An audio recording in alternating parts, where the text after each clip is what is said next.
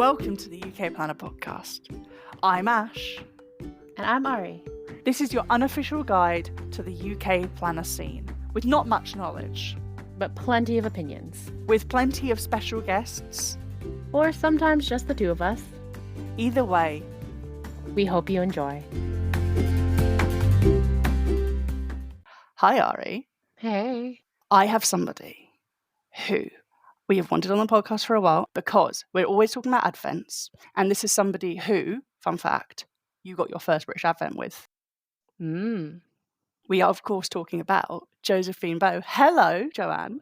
Hi, thank you for the introduction. How are you? I'm good, thank you. You say it's been a while, but I think it probably was over a year ago, maybe at Stationery Fest. You'd said, do you want to be on the podcast at some point? Yes. So we had talked about it a while back, and then we went, yes, let's do that. And then a year passed, and I was like, probably should actually follow up on No, that. it's fine. I wasn't sat waiting for the call, but I'm excited to be here. It's good to know that you did remember and stuff, because let's be honest, Stationery Fest, that is a whirlwind of a day. It is, yeah. So I would not have blamed you if you'd been like, did we have that conversation? Yeah. But we are really excited to have you with us. When we first started talking about this and when Ash first got this started, we had talked about, one day we'll have like this person and this person and this person. And you were on our list very early. We were like, one day when we get to a point, we will try and get these people on. And you were one of them. Yeah. Oh, thank you. I think it was just when you'd just gone to see Taylor Swift with Beth and Anna. And I'd said, these three people, if we can get them, we know we've made it. But for anyone who doesn't know your brand, would you please talk about Josephine Bow? I suppose foiled stickers are probably my thing, aren't they? I guess if anything was to like summarize my brand, it would probably be like pastels, cute, girly stuff, and foiling, 99.9% of which is holographic. So pastel rainbowy type things, I guess. Yeah, but foil. If I don't put foil on something, it's like, is this foiled? Why doesn't it not have any foil on it? Okay, I'll just put some foil on it. Lesson learned, yeah. What made you go down the foil kind of road? Because I know that originally you didn't have foiled stickers. So what kind of sparked that? I think I possibly wasn't aware of it. I started the whole thing on a bit of a like, I'll do that. Bought the silhouette on Facebook Marketplace. So I just kind of didn't think too much about it, just kind of did it. And then I can't remember if it was a year or 2 years later. Possibly 2 years later. It was coming up to Christmas again, and I think I'd been watching videos of people making stickers, and I think, I'd seen the stuff that was out there, and I'm a bit like, how do you do that? Or like onto the internet, how do I do it? What do I need? And then I'd kind of, watched some videos and was like, oh yeah, I got a Mink, which was like, the kind of hobbycraft, like foiling machine. I think I might have bought it secondhand because I'm a bit of a bargain hunter with this sort of stuff. I'm like, I'll go and have a look if anyone on Facebook Marketplace has got one. Love a Facebook Marketplace quest. And I don't know, I thought, I'll just give it a go. Like, I'll just see. And then I did it. And I think that was the first sort of Black Friday time where I like really made it wasn't that much money, but it really kind of like elevated the sales to the next kind of level. And I was like, yeah. And then I realized the possibilities of like what I could do with it. And then now when I see stickers without foil, like they almost feel like a little bit naked because I'm so used to like designing in 2 layers, if you know what I mean. And then it's like, it would look good on that sticker, some foil. And I remember Oakley, the other girl who was at the Eras tour with us, she came over to help me. It was before Plan. Was it the first ever one or the second one? Anyway, 2 o'clock in the morning, we're like drinking wine and packing things up for the stall and stuff. And I was designing some albums, and she's like, do you really need to be doing like new designs in the middle of the night? I'm like, yeah, I've got an idea. So I remember doing it and putting like so much foil on it. And I was like, do you think it's too much foil? And she was like, no, I don't think there's a thing that's too much foil. And then that's like become a bit of a thing now whenever I'm like, do you think it's got too much? No, there's no such thing as too much foil on this. And then I suppose the more you do it, the more comfortable you get doing it. And then you sort of like build on it a little bit, don't you? And like push the boundaries a bit of like, what else can I do with this? And what else can I add to it? Or can I layer it and that kind of thing? I'm curious where the name for your shop came from as well.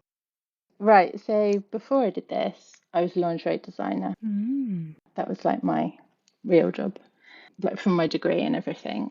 And because lingerie obviously has quite a few bows and stuff on it, I would spend far too long thinking about what bow to put on my bra, basically to like finish the design. I spent hours deciding, should I do this one more like this, more like that. And then my friends just kind of like nickname me Josephine. It's not like Joanne is my name. Josephine's just kind of like people embellishing it. And yeah, I just got this nickname like Josephine Bow because I would always care very deeply about which bow had gone on my design. And again, it was a bit of a like, oh, I don't know what to call the shop. And I was, oh, like that. That just kind of felt right at the time. I didn't give it too much thought. And then, yeah, that's where it kind of came from. But a lot of people think my name's Josephine because of it, but it's not. It is Joanne. But I won't be upset if anyone calls me Josephine. I understand why. Yeah. So yeah, in my former life as a lingerie designer. I feel like this is something that we've really enjoyed with the podcast is we find out how people get these names and stuff. Like, for example, Holly, we didn't know that Cressida Rose came from her and her sister's middle names, for example. Oh, right, yeah. Or people name it after like their pets or... Mhm. Oh, Jodie names one of her little characters after her youngest sister, and that's something that's quite sweet, isn't it? So.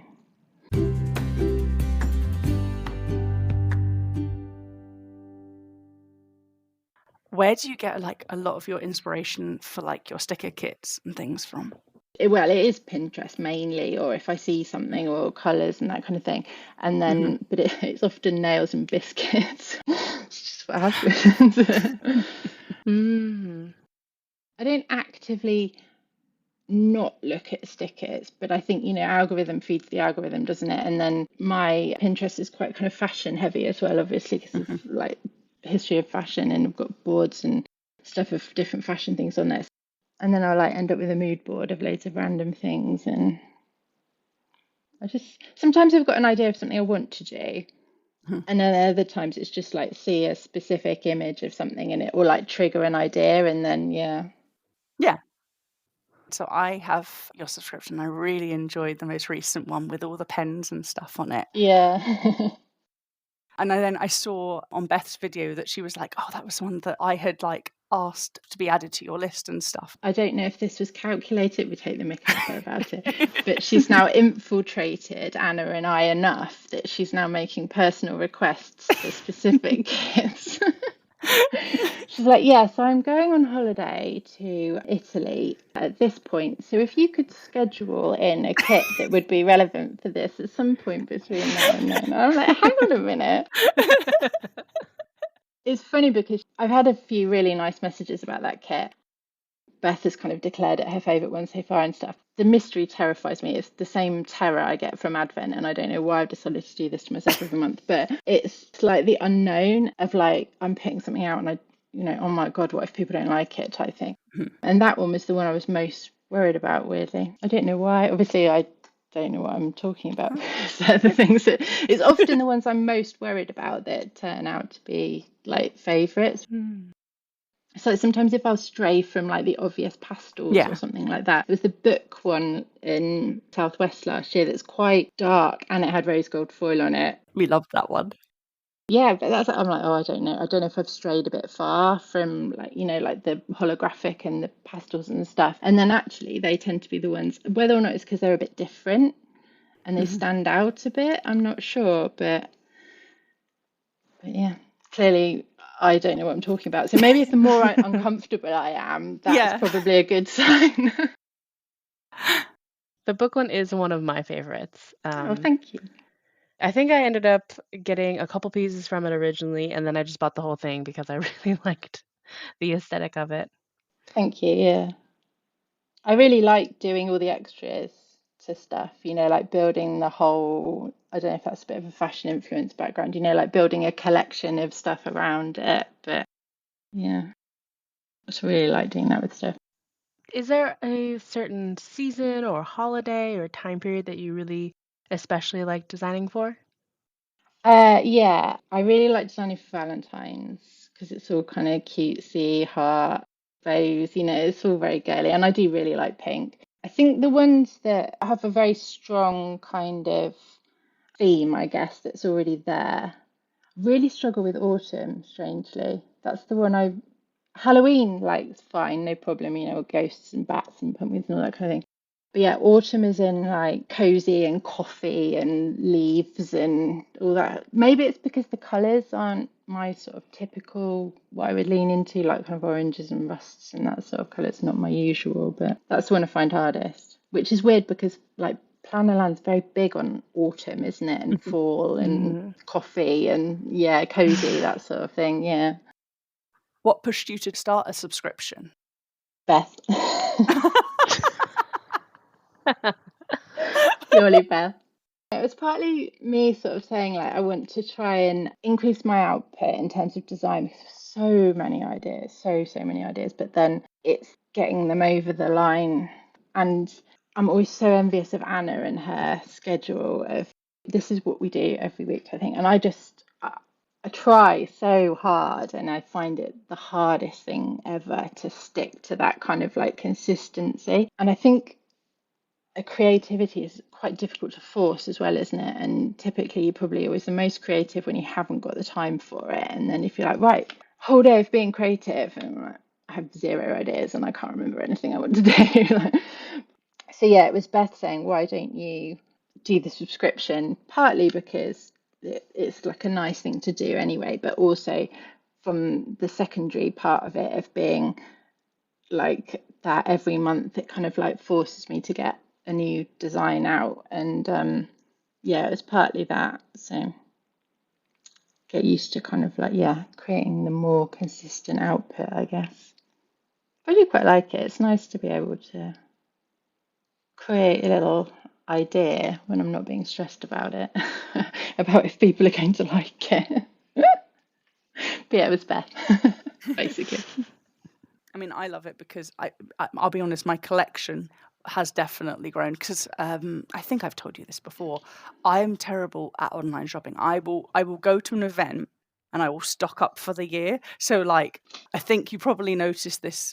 I would like go and go, right, okay, and now I'm coming to buy one of everything because I have not. What basically, what have you made this year? And now suddenly to my house, I just get stuff, and I'm just like, thank you, thank you. Like when I got the Paris one, I said to her, I went, well, we haven't got any plans for Paris, but when we do, I'm ready. I'm ready. Yeah, that was the worry with the Paris one. It's like, oh God, not everybody's going to Paris, Beth. Is this a really good idea? I know you are.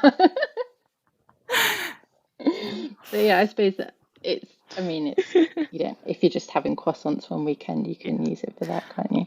I feel like it's good for like Emily in Paris as well, because yeah, like there's lots of different like things for it. That's the good thing about planner kits is you'll see so many different people's interpretations. Like, for example, I'm really excited for the online workshop you're going to be doing with SWPC. yes, Literally, I'm hoping that a lot of people will kind of post what they do afterwards and you'll get to see all these different styles with the same kit. And I'm like, oh, this is exciting.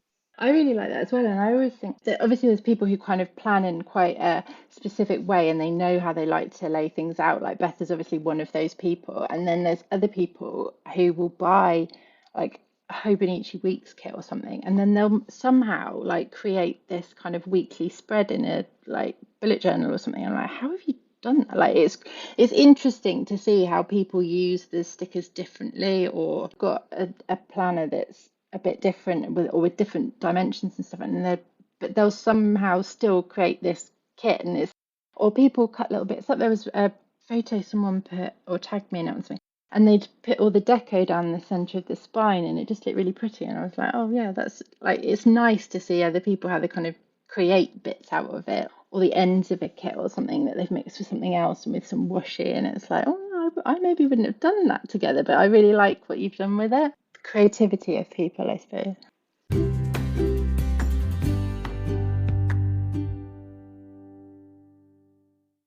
So what do you use? Because obviously you sell for so many different types that often we can't tell what planner you have. Yeah, currently I'm using a created like disc bound on the mountain on my desk.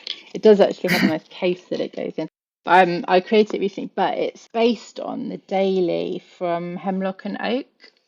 It's got kind of a schedule bar thing in it, and it's got a list like a to-do list side of things. And I did really like it because I'm trying to like keep track of my time a bit more at the moment and kind of work out where my time's going, or like, yeah, how long I'm spending on things, so I can sort of like plan a bit better on scheduling different things and that sort of kind of stuff. So I quite liked that I could sort of like do a what have you done to how long did everything take you, rather than, because obviously I don't have meetings to sit in or anything like that. So that's what I was doing on the time bit, and then I'd have the to-do list and it's got a focus and a priority and that kind of thing. I liked it, but I found that I wasn't using it every single day, because sometimes obviously you've got lots of smaller things to do, and then other days it's just like do orders, and it's kind of like, okay, well that's it. There's nothing else to put on the list particularly. And I'd feel a bit guilty that I was kind of like not filling in the days on the daily and that kind of thing. So I thought, oh, well, I'm just going to customize the layout, and I've put other bits on there, you know, like a little roundup of how I felt that day, what was good, what was bad, and then put my own in, but it's non-dated. So then I don't feel bad if I haven't used it for a couple of days, or like I didn't really use it at the weekend or that kind of thing. And also the discs. I never used to think I'd be a disc person, but I really like how you can just kind of like put stuff in where you need it. Like if there's notes that are relevant to something, just put it in, or you messed up a page, take it out. Yeah, that's what I'm into at the moment. What are you guys using? I'll go first. I'm saying currently because I haven't decided for next year, in astrology, because I used to get so much guilt with the Hobonichi daily pages, because like either I was trying to fit everything into one daily page, or I would like have so much left over and I'd be like, just deco, Yeah, just yeah. trying to fill it for the sake of filling it, and almost like wasting stickers and washi, if you know what I mean. And then I'd be really sad, because also, I'll be honest, I'm terrible with the weeks. I can't do weeks. Mm. I would say back in 2019, when weeks were kind of a lot more common, would do it because it's all I saw, so kind of that was all it was in my brain. Yeah. But now I'm a lot more of I use basically as much space as I like, and then kind of just cut it off with washi. Yeah. So like, for example, yesterday I used like 2 pages, but like maybe the day before that I'll use like literally a quarter of a page. Yeah, you don't get the pressure and the guilt in the same way. You just, if you've got loads to say, you fill it, and if you don't get to the end of the year and be like, oh, I didn't use it all, or like it's Yeah. beautiful in 80% of it, and there's like all these missing pages everywhere, and yeah. Yeah. So I think I mentioned this in an episode before, but I did end up going back to Muji with their vertical planners because I am a vertical planner. I like to be able to see my whole week and schedules and all of that. So that I do decorative planning there and also just quick notes there. But kind of similar to you, I always felt bad about empty pages. So what I've been doing is in an old Hominichi that I didn't end up using, I had the AVIC system last year and I really only used the first half. So the second half, I've been redating and planning, mostly memory planning and like more Yeah. scrapbook journaling in that. But, and I was talking about this on Sunday with some planner friends we met up with, I have been planning or memory planning out of order. So instead of forcing myself to keep it all in chronological order, Yeah. I memory plan when I feel like it for the event or the thing that I feel Yeah. like doing. So Yeah. sometimes stuff in July comes before things that happened in May. Yeah, I think that's nice though, because Anna's been doing a couple of, or did she call it junk journaling? I don't know whether she's actually been referring to that, but she's been collecting lots of bits and pieces. Yeah, and she'll put them all together and she'll add stickers and stuff. And she's just kind of been going with the flow a bit. It's kind of like, oh well, this is what's inspiring me today. I've got a few bits for it. I've got some washi that's the right color, or I've got some stickers that kind of sit really nicely with it. And then she'll just kind of like, yeah, do it, and she'll enjoy the process, and it looks nice, and then that's that. There's no kind of like, oh well, yeah, but I did that before that, and I really want to like. It kind of like takes the mental pressure off it, doesn't it? And I think some people that can ruin it for some people, because they get so caught in the whole, oh, it's got to be perfect, and I've got to do this, and I've got to keep on top of it, and I've got to do this, and got to do that, and then it becomes a thing that you don't enjoy anymore, and it's not supposed to be that at all. Yeah, and I think if it stops bringing you joy or it starts feeling like, oh, I need to do that, It used to honestly stop me from planning if I'm like, oh, I have something that happened and I haven't put that in yet, so I can't then put this thing in that just happened recently. And yeah, like you said, it's supposed to bring you joy. The whole point of it is it's supposed to be, obviously there's a functional element to, but generally decorative planning is quite a reflective kind of thing, isn't it? That is supposed to be enjoyable. Do you have a particular sticker or item that you just always use, that you always reach for? So I really like the little flat lay, the little kind of like views of the desk that which are called Paper does lots of them. I've Yes. got some of her like digital ones that she does because I'll like cut them, like as I need them. It's weird because I've always really liked them. I think they're really cute and they kind of like show what you're doing, whether it's like gardening or crafting or cooking or something like that. But I don't know how popular they are kind of in the grand scheme of things. Yeah. Well, I don't see them very often in people's spreads, I suppose. But I think they're really cute anyway.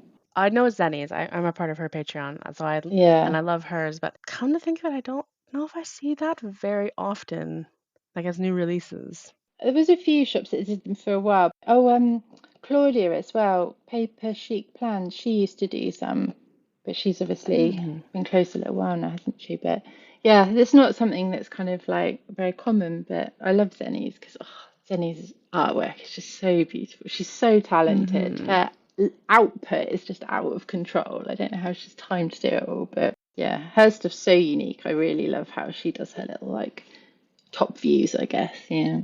And her food stickers are really cute.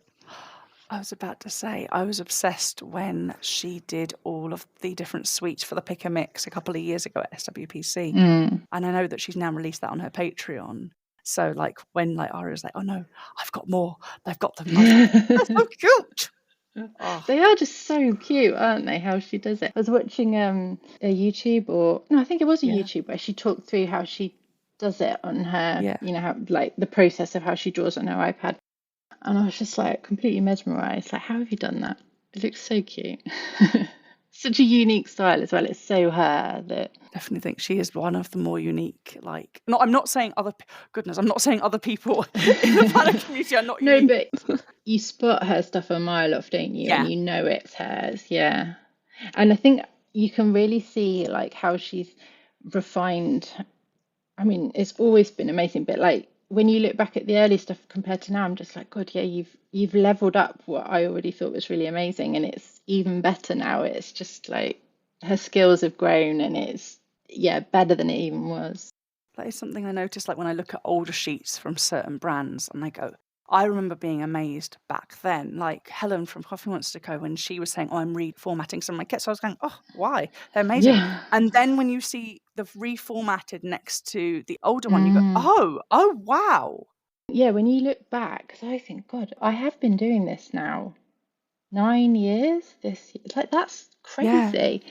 And when I look at some of the really early stuff, I'm just like, oh my God, like this is awful. I would definitely not release this. But it's really lacking like depth. But at the time, it was fine. I don't know. I guess the more you do, you can't help but learn more skills and develop on what you're doing, can you? You just can't. The amount of times you're doing it. Yeah. Every great artist had to be a beginner at one point. Yeah, definitely. Yeah. I would love to be better drawing on my iPad, but I haven't got the time or the kind of determination to get past that being really bad at it hump. With Illustrator and Silhouette Studio and stuff, you can't really skip the learning part. You have to kind of do it to find out where everything is and what you can do and the shortcuts and that sort of thing. But yeah, I would like to just know everything overnight on how to use Procreate. I get very lost in Procreate. It's so different to Illustrator and stuff. Oh yeah, once upon a time, it's been a long time since I've done it, but once upon a time I used to design my own stickers and inserts. And man, I look back at some of the original files of the very first ones and I cringe so hard at how blocky and how stiff they all looked. Yeah, stiff is a really good word for it. Like, yeah, it doesn't look right. What did you use to design your inserts then? Is it InDesign or something? So that's the thing. When I first started, I was using a Microsoft publisher. Like it was a long time ago, and that was actually still a Yeah. program people used. Yeah. And then I got access to InDesign 3 or 4 years later, and that's really where I think I started getting better because I had better tools and also I had spent more time on it. Yeah. It's been a long time now since the last time I've done one, but if you scroll way down, I guess not that far down because I don't post that much, but if you scroll Yeah, way yes, I down, do. Yeah. you'll see some of the original ones. Yeah.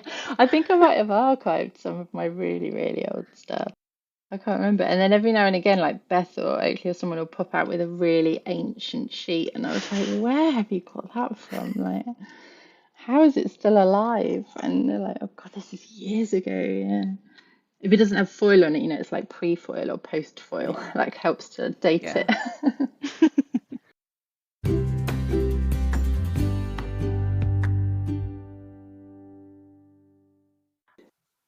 I am going to ask you about 12 billion questions now about Advents, just to prep you.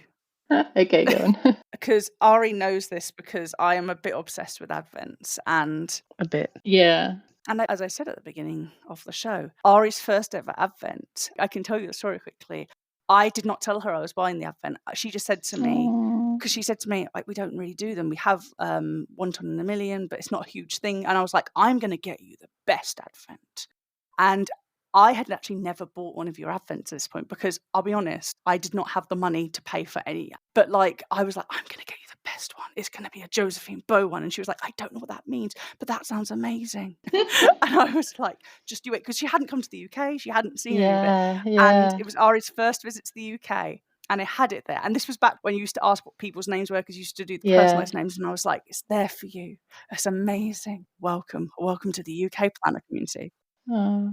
Which one was it then? What theme was it? I believe it has silver hollow foil because I used a lot of it already, so I can't go pull it out now. But it had the dangling jewels on the nameplate. Oh, yes. Yeah. Did it have like a little grey zip up Yes. Yeah. thing? Yeah, with the, yeah. No, I remember. Yeah. I think that was at some point during the pandemic, wasn't it? Maybe 2021-ish? Yeah, that was a nice one. I remember thinking I'm going to do this jewel. Like, I remember having the idea for it and the theme, and I was just like, yeah, that's what I'm going to do. And like the little jewels that were stuck on the front and stuff. I did really like that theme. One thing that I noticed about you is that you're always kind of improving and adapting your Advent, because even like this year you put out a questionnaire. And this is the thing, is like, one thing I like about you is that you change. Like last year you did the washi one. You're always kind of like, oh, I don't want to say like reinventing the wheel, but I can always see that you're always kind of going, but how can I push this further? What can I try now, kind of thing. Like the feedback that I get is always really nice. Like I want people to be really kind of like happy with them and really excited to get them. And I don't want anyone to feel that it was a waste of money or they haven't got value for money or like the effort wasn't there from my side. So I do always try and do something a bit different, although you need to kind of stay almost true to what I would stock in the shop to a certain point, because otherwise people are going to be like, hang on a minute, like this is not what I thought I was going to get. But yeah, the questionnaire I did because obviously the washi was the first time I'd done it. And I wasn't sure whether or not, should I do it again? Should I not? Did people really like it? Did they feel it was value for money? Because with the washi, obviously, you're just going to get X number of rolls of washi, aren't you? It's not going to deviate much further from that other than the design. So it was more a case of like the feedback. And also, I was really interested to see what people liked to receive gift-wise. That wasn't just stickers, like the different things as well. Like, do people like getting an album, or do they like a notebook? Or yeah, it was just interesting. And I thought, well, I've done it for however many years now. It wouldn't hurt to get a bit of feedback on the bits people do really love and what they don't, and then maybe I can like make some decisions based on that going forward, rather than just kind of putting things in every year thinking that people love them and everyone's like, oh my God, this again, like every single year. It was a chance for people to say like, please don't give me another one of those. I mean, to be fair, I got the one from last year, and I really like getting an album that matches the kits, because then if I put everything in that album, I know exactly which kit I'm pulling out. Yeah, and as well, I mean, you're never going to please everybody. Like, some people will think getting an album's the best thing ever. Other people are like, oh, I really don't want another one. Whereas some people really love washies. Like, you're never going to hit everybody's wish list every single year.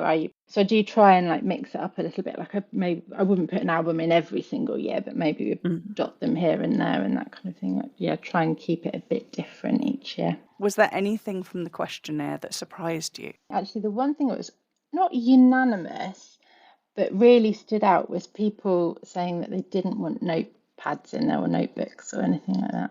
And I was like, oh, okay, fair enough. That's fine. I won't put them in there. Generally, it was fairly sort of evenly spread about likes and dislikes and stuff. But yeah, the notebooks was really like, okay, I won't put another one of those in. But which is funny because Beth always says you should do a notebook, and now I'm like, I have data that not everybody supports this. Sorry. But it was interesting to kind of see how much people wanted on a theme and how much was too much themed. Like having an overall theme is obviously something I like to do, but you don't necessarily want 12 days that all hit this theme, because obviously the danger is if someone's not a fan of the theme, they don't want to be a fan of anything, are they? So it's kind of the balance of like, splitting it a little bit without losing the idea for the year. Because you always put out an image like with the kind of feelings of the theme. You would hope people will kind of look at that and go, oh, okay, this is kind of the palette. Yeah, this year I've probably been the clearest than ever before. And I wanted to do it because I think it's a difficult year financially for a lot of people. And I just wanted people to have that extra bit of information when they were making the decision, because like you said, Advent's not a cheap thing, and I do really appreciate that people are willing to hand over that amount of money at this kind of point of the year, that with the trust that I'll send them something that they're going to like in 4 or 5 months' time. And I know that that's not an easy decision, and I am really grateful that people entrust that on me. It's a lot of money, and I know that it's a difficult decision for a lot of people to know where to put that amount of money. So I thought I do want to kind of make it clearer than ever before where we're going with this a little bit, so that if you think that's absolutely not for me, then that's fine. You don't have to get it. As someone who is usually on the fence when it comes to Advents, because I don't usually like being surprised. Yeah, that's fair enough. Fair enough. Unless I'm very sure, like, oh, I love this shop, or I love this character, or like, I'm very convinced that I will like whatever comes out. Yeah. I'm not usually as easily convinced to get an Advent. And also because I'm usually the one that opens it immediately. You do. I do really appreciate when shops, including your post this year, do really let you know what the theme is going to be. Because then I think it makes the informed choice of like, oh, I know that I'm probably going to like this. And so regardless of the items that come in, I do like the theme. So I'll probably be happy. Versus when it's a completely blind entry, I'm always like, oh, what if I don't like it? Yeah, no, I'm the same. I have to be very, very sure that I was confident that I was going to get like 95% things that I did like. If I really, really like the shop and pretty much everything they put out, then I'd be like, yeah, okay, fine. I trust you. But I would rather kind of pick and choose. Also, you're not the only person that opens everything on day one. I'll get messages on like the 30th of November saying, oh, thanks for the advent. Like, I really like XYZ. And I'm just like, it's not even the 1st of December yet. And already you're telling me what's on day 16 or something. Because last year you did wait till the 1st of December to open your advents. I did. I was proud of you. I'm going to be honest though. Last year, Ari was a bad influence on me because Ari had your more traditional advent and I had the washi one. And we sat next to each other and she started opening it and I was going, she was like, well, it's up to you. Do you want to? You can. I'm not stopping. I can't judge you. And I was just like, opening envelope after envelope after envelope. And me just being like, okay, I'm just doing it. I'm going crazy. Clear me a box for this washi.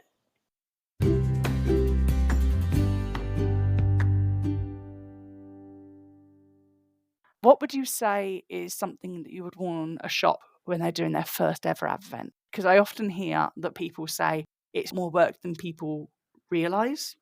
Yeah, I would say don't forget to take into account the cost of your envelopes or tissue paper or whatever it is you're wrapping your bits in, because 12 or 24 times X is a lot of envelopes. I remember one year, it was mid-pandemic, and I think it was the last 24 day one I did. And I ordered all the envelopes and I was just like, oh my God, I must have like miscalculated somewhere. There are so many envelopes. They disappear once there's 24 envelopes into each one.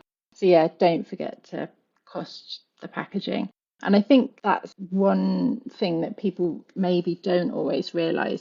I mean, adverts are expensive, and I think once you've broken them down, they do generally work out very good value for money. But when you put one price on it, it feels like a lot of money, doesn't it? Yeah.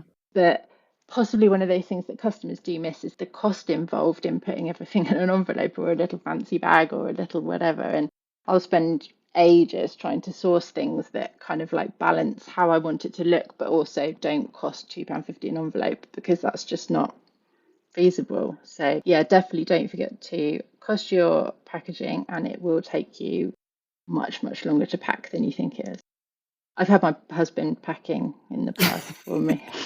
Actually, it was that crystal year, and I had not only the pouches that had the names on, they were easy because they didn't have any wrapping on, so you could see what box had what name, label, and whatever. But I think I had maybe 2 or 3 personalized items that were wrapped, and then things that were different planner formats as well. So it would be like Ari has a Hobonichi Weeks, and so it's like pairing all this stuff up, and he was like, are you mental? Like, how am I supposed to keep track? Once it's in the envelope, I don't know what's in there. And I'm like, yeah, so there's a system, and on the back of the envelope, you have to write the name, or you have to do a little H for HW for Hobonichi Weeks, or a J for journaling. But all credit to him, there were no mistakes, or none that anybody told me about. I'm presuming there were none, because otherwise it would be like a knock-on effect, wouldn't it, if everyone was getting the wrong thing? But Yeah. I like to get the reward of having things done before I've got to the end of the boring bit, if you know what I mean. Yeah. I get a bit itchy, like I want to start packing before I've got all of the days done. But if you persevere and kind of get to the point where you've got all your days laid out in order, and then you start packing to system, and then all the boxes start getting filled, and it's like, oh yes, like I'm making such like visual, tangible progress. It's really nice. So, and then there's the fear of obviously getting to the last one and it being not the format you were expecting it to be, or one says like standard vertical and another envelope says journaling, and you're like, oh no, what have I done? Where's the other one with the mistake in it? Go back, try and find it.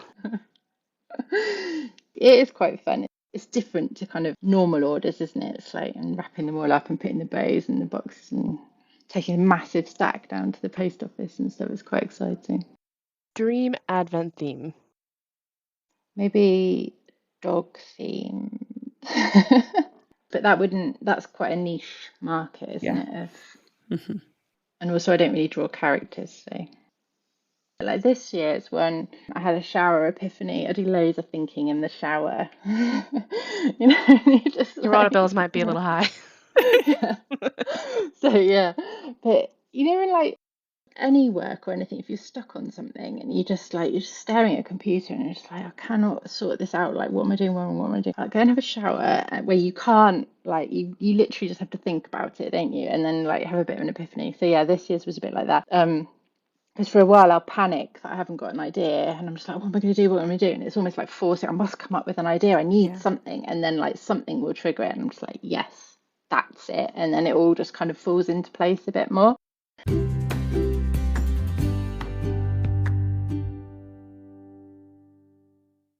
Last thing I want to talk about is I want to talk about how good your stall game is. The fact that you have this beautiful canopy. It's like, honestly, picturesque. Thank you. Maybe I could go into stall awnings or something. Do a tutorial on it. You and your many businesses. Obviously you have this, and you also have crystal crutches. It's just so many businesses. Yeah, I know, but it's because I have this tendency to do something and be like, oh yeah, well, let's turn it into a business. That's what happened with the crutches, really. That was like my friend Oakley, she's as bad as me. We're just like, we could make this a business. That was Taylor Swift that turned into a thing. Yeah. Because that's the whole thing. It's all aesthetic, you know. You want to exactly. have some glam sticks. Yeah. Well, the whole reason we did it really was because Oakley had injured her foot and it was going to turn into a long term, this is not ever going to get back to what it was originally. And she'd had crutches from like various places. And then we did the one for Taylor. She was like, maybe I'll get a red one, because she went as like red era. And I was like, maybe we could glitter it. And then off I go to like an Instagram or somewhere to like work out how I can get these rhinestones stuck to it. That didn't involve sticking every single rhinestone Yeah. to the quote individually, because I'd done that on my boots and that takes a long time. And then so I'd found this stuff on a strip and I was just like, yeah, we'll do this and we'll do this. And then the same place I'd got the red stuff from was then like advertising me like leopard print and rainbow. And I was like, oh, these could be even more exciting. But yeah, the whole point of it was that it's like less of a, oh God, I've got to take a crutch with me and it's ruining my whole outfit, to this is my crutch and it's cool as my handbag is, or my jewelry, or my, whatever. It's just another accessory that you take with you. Yeah, I mean, it's functional, obviously, but the fashion is high on the on the priority list with it. But I think there's something wrong with that. No. And the thing is, I think that's a big thing in the disability community, whether it's like a temporary disability or a long term, everything is so ugly and plain and all. So I think it's amazing that you kind of were like, well, you know, it's not just let's make it work for me, but let's make it work for other people. Yeah, well, that's the thing. She was saying, there is no choice out there. I can't find, other than a colour. And it's like, yeah, you could get different colours, but how do we make it even better? Yeah. But it's stuff like the sticker shop obviously helped with that, because I had experience of setting up the website. I knew how to build that. We had experience of things like insurance or privacy policies or GDPR and all these other really exciting things that are nothing to do with like the actual stuff. That it made it seem less daunting, I suppose. We could do that ourselves. That was the whole thing. We didn't need to pay anyone other than insurance and an accountant. But it was a kind of like, oh, well, we'll try it. There's not a huge amount of investment there. So we're just like, well, we'll just do it, and we'll do it on the side. And there's no huge outlay, and we'll just see what happens. So anyway, yeah, stall decor. I've gone But I on. say, we've gone Tangented. That's fine. I don't mind. But yes. So what made you kind of decide to level up? I'll be honest, the last time I'd seen you pre that beautiful stall was in 2020. So it had been a while since I'd seen you at an event. I don't know how many events you'd been to post-pandemic. Yeah, so I think partly because just a natural development of ideas and, things growing within the shop and the brand and everything. Because there was Stationery Fest. I always want to call it Planner Fest, but it isn't really. It's Stationery Fest, isn't it? But it was when Bex said there's a prize for the best dressed stall, and I was like, right. Which I didn't win. What? I didn't win it. No, I didn't win it. Liz Harry won it, I think, but she had the really cool inflatable pencils, which were cool. Oh. I always see photos of people with the big pencils. Yeah, they were really good. But yeah, it was that made me think I'm really gonna pull something out of the bag. Because the year before I'd done like all these flowers and stuff in the background, and the vision was a lot better than the actual execution. I think I was a bit frustrated that the execution didn't fit what I had in my head. But yeah, the awning year, I did kind of think, right, yeah, I'm going to level up. And as well as because I knew that we had Stationery Fest, because my husband's there as I'm like sawing bits of wood and, drawing things. And he's like, what on earth are you doing? Please tell me this is not like a one-off thing. And I was like, no, because I saw it as something that I wanted to reuse. And I knew that there was Stationery Fest and then there was Southwest at least, so that there was going to be the two uses of it. It was supposed to be like an investment in the brand of something that I kept doing. Even if I changed the concept slightly, the idea is still there. I like creating a theme. I think it gets people in the mood. Yeah. And I want to stand out, especially with Stationery Fest. I think when there's that many stalls, you do need to kind of do something to like elevate your stall. And that was the kind of the idea behind the height of it as well. And create a bit of brand identity, and I don't know. And every year that goes on, like Emily Harvey's is always particularly lovely, isn't it? Like very it's so her from a distance. It's kind of Sunshine Lanes is always it's very her. And I think people have really kind of like upped their game. I think there's more stuff on offer now as well in terms of like shelving or display units or Yeah.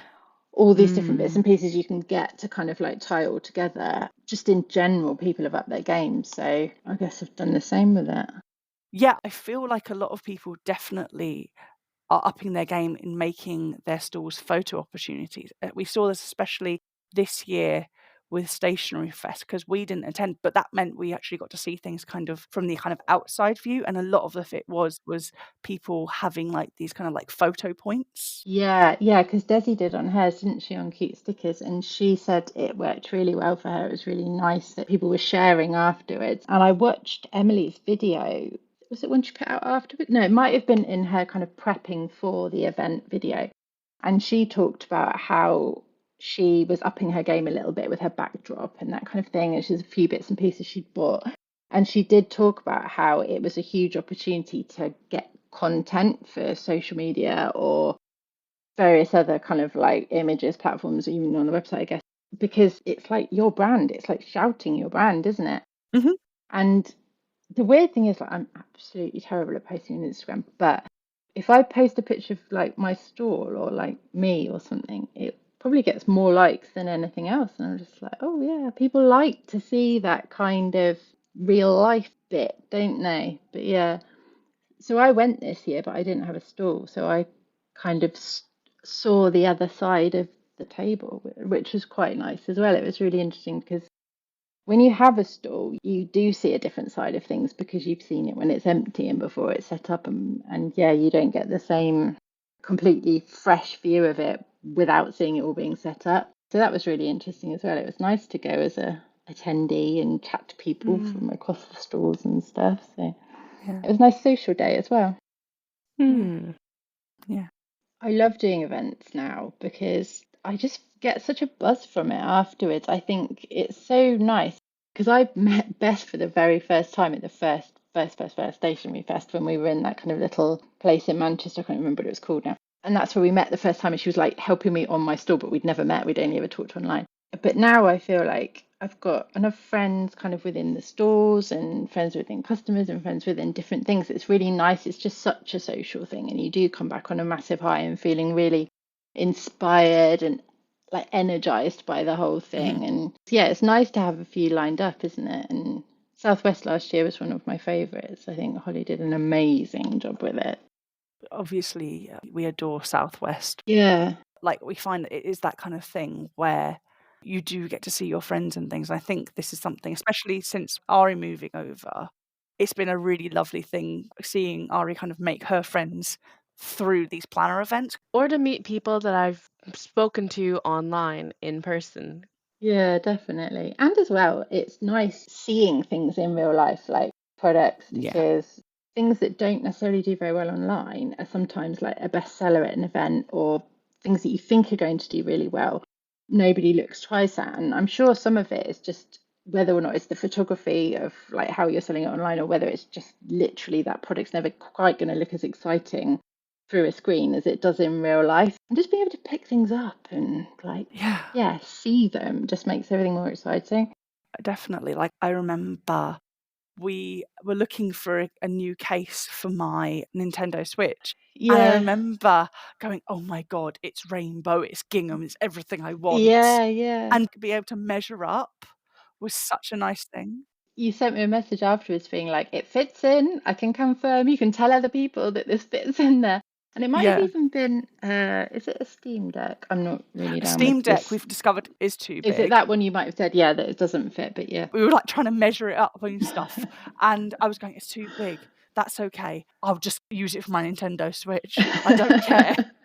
I'll be honest, I don't use it for either. It now holds all of my Japanese stickers because they're all a very specific size. So there you go. I'm just really just doing all the size guides for your cases now at this point. Yeah. You know, that's an episode for future. What is all the things that I can use to store in a Josephine Bow pouch? You know, how many things can we find? I remember Beth being like, you can get 30 rolls of washi in here. Thanks, Beth. I'll put that on the description. Oh, amazing. But yeah, so planners department is in my local hometown. Well, it's Yeah, not my I hometown, it's where I know. live. So excited to have something I don't have to drive a million miles to. I always see stories of you like at restaurants with like an eggs Benedict the morning after, going, right, Yeah. fueling up for the drive home. Yeah, oh God.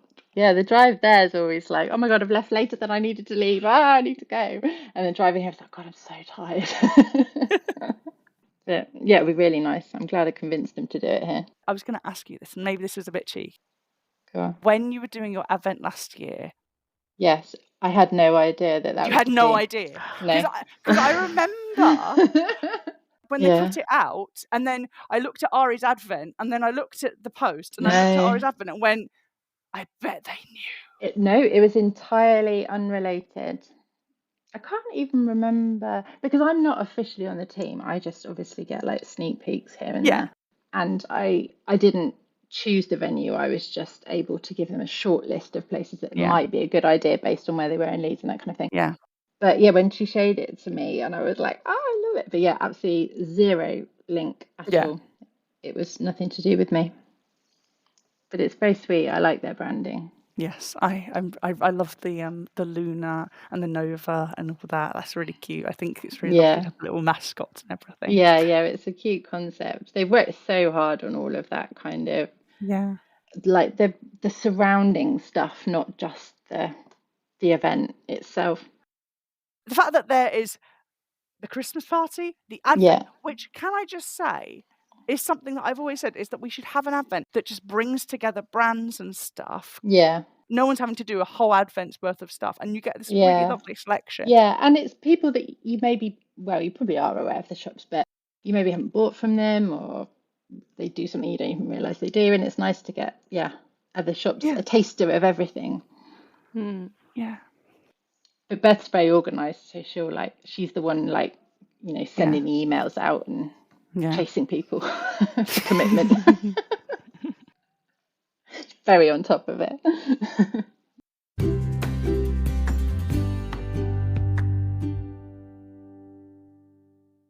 But the last question we always like to ask, where do you see Josephine Bow in, let's say, 5 years' time?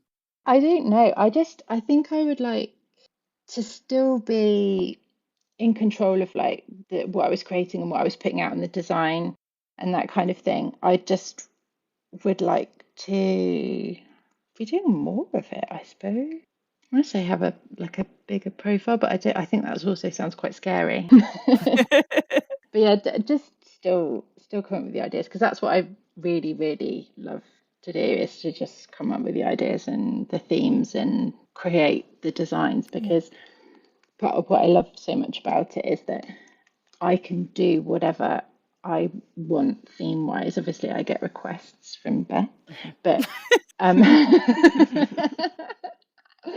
but ultimately I am in complete control of this. Whereas when I was designing underwear, I was designing for clients, so I was always answering to someone, even if it was still my input with the design. Whereas with this, the best thing about it is the fact that if I want to do something, I can. If I don't like something, I don't have to.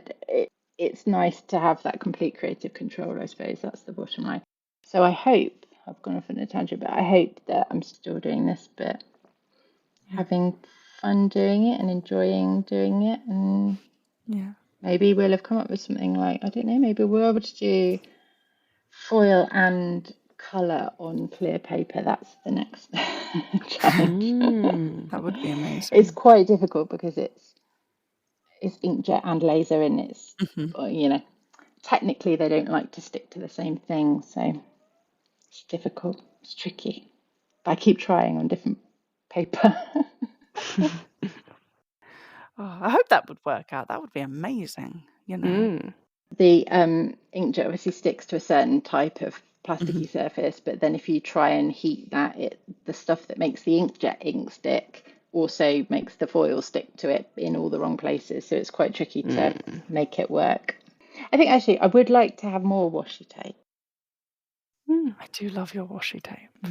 I do like designing washi tape, just don't do enough of it. But I have got some washi for Southwest. Well, I haven't got it, but it's been ordered. Nice. That's exciting. Yeah, I feel like And I hope that I can say it next time, because I hope you'll come on again. Yeah. But I feel like the next time Beth should be here too. Like, I've mentioned her a lot, haven't I? But we obviously come as a little 2 on the stool, don't we? She does all the stuff on the till, and I just talk to everyone. Just be like talk about stickers and stuff. But it's nice because she's just like stepping away. But that's her thing. She's finance girly, isn't she? Yeah. She's spreadsheet girly. She does all of that. So whereas I just care what colour everything is and what the font is. When I was designing this stall, I was like, I'm going to do, normally I have an idea of what I want to do, but I've never kind of done it in like on paper. So I was like, I'm going to do a plan so that then we've both got it in front of us and we know what we're aiming for. Yeah. And I worked out, I had these little silhouette people on my screen of like, how tall is Beth and how tall am I? And we're stood. You literally built it with her in mind. To scale. So like, this is the height of the table. And if I put these stands on here, then I can see over them, but Beth can't. So I'm going to have to redesign that.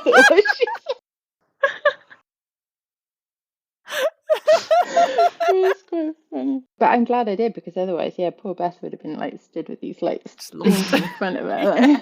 Because I forget not everybody's as tall as I am. So, yeah. Yeah, it would be funny to do it with both of us, wouldn't it? I feel like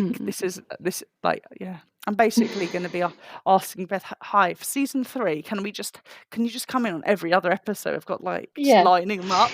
Yeah, Beth and. Yeah. We're really excited because obviously the 2 of you are partnering up. Yeah. And I'm so excited because also you're not just covering the UK, you're going to be there for the US people as well. Yes, the US people, the tariff. So that's been something that's consumed my thoughts for the last couple of weeks. And I know a lot about tariffs and a lot about exporting things, more than I did before. But yeah, I am still shipping to the US. I know a lot of people are turning it off, but I have made it work. And there are ways around it. We just have to prepay everything, which means obviously taking it as source. But there's resources out there in terms of, like, to be fair, if you've got your own website, it's magnitudes easier than trying to do it on Etsy, because they're just very much like, we can't help you. This is something you're going to have to work out. But yeah, so we are doing it internationally. Which is very exciting. Yeah. Yeah, so I've done the creative bit, and I'm doing my half of it is the collection and the making and the sending it out. And Beth's doing the live presenting. I'm trying to convince all my pen pals from the US to do this. I'm like, there's finally a workshop we can all do. Just, you're just going to have to do it the next day, pre-recorded. But we can technically do it. Yeah, it is being stored within something. I don't know how Holly does it, but yeah, so you can watch it afterwards, which is, well, it's nice if you are doing it and you can't be there for the 2 hours, or you want to rewatch it and see how she did something and that kind of thing. But yeah, I think all these online workshop things is a nice idea. I think so. Fun to kind of like community, isn't it? Yeah. I'm really glad Holly has set this up, because I think it's really lovely for all types of people, not just people internationally, but people who maybe just attending workshops just isn't something they can do for whatever reason. Yeah, I mean, like, and planner events aren't for everybody. This is kind of like a dip your toe in the water to the planner events. You can still feel included, but it's not quite the same as committing a whole weekend. Or the travel and stuff's not always possible for everybody, is it?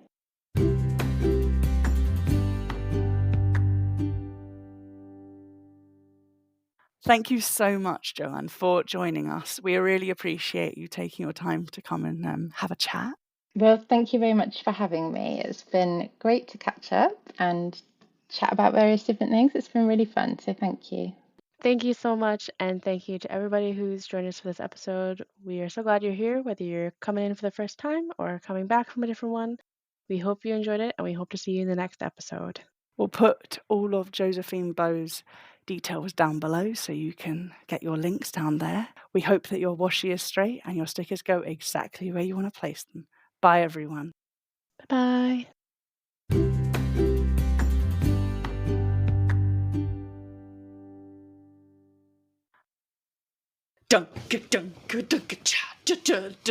It's the Ari and Ash podcast, also known as the UK Planet Podcast.